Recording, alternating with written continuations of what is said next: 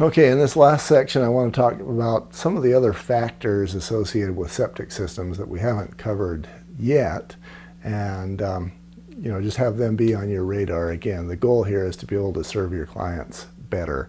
Input of non-digestibles, we kind of talked about that, the tampons, the grease, the paper, where you have those sorts of things, and your client is buying this property, you want to know about that, because if you see them in the tank, especially if that sludge pile is high, you know that the leach field might also have those things, which means you might have a failing leach field.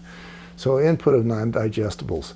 Temperatures can vary what's going on down in the leach or the septic system. Obviously, if you got warmer temperatures, the bacteria is going to be more active.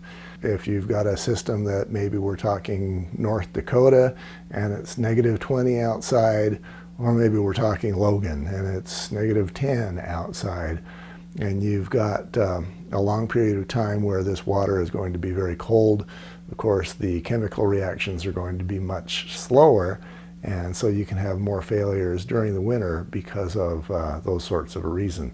Again, usage is kind of obvious. More input is going to require more work to be done inside that tank.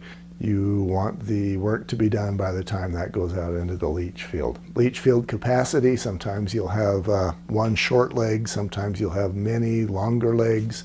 Again, this is going to be something that will be engineered, and you'll want to find out where that is. I do find that from my experience, in many cases a home will be bought or sold knowing that there is a septic system, but having no idea where any of the parts of that system are.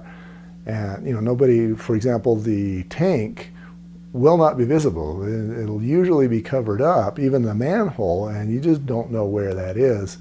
And then when things start to go badly, maybe the leach field fails and the sewage starts backing up, and maybe it's 3 to 5 years later after your buyers buy this place, they start calling you and asking you in an angry tone, where's my, what do I do about my sewage? And you, of course, will have no answers, and then you start wondering if you're going to get another call from the lawyers.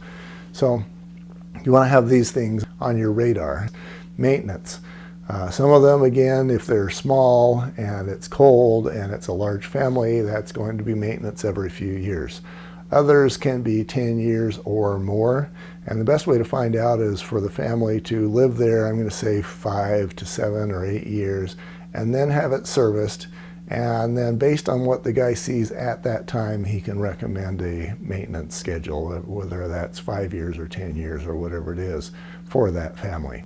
Additives. The research shows that there's really not much that's been proven to work.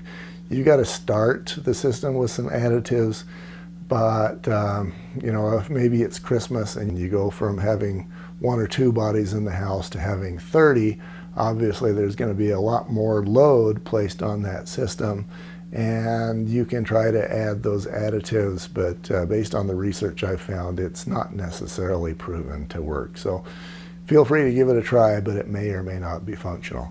I hope that this training on septic systems and private well systems has been helpful to you.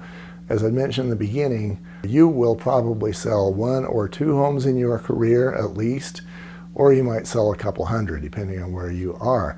But it's something that I feel that you need to know in order to serve your clients well. If you have any questions, you can go to the website. I have also on Master Your Mensch, I have similar sort of information for homeowners, and you can get more information there as well. I appreciate having you on board.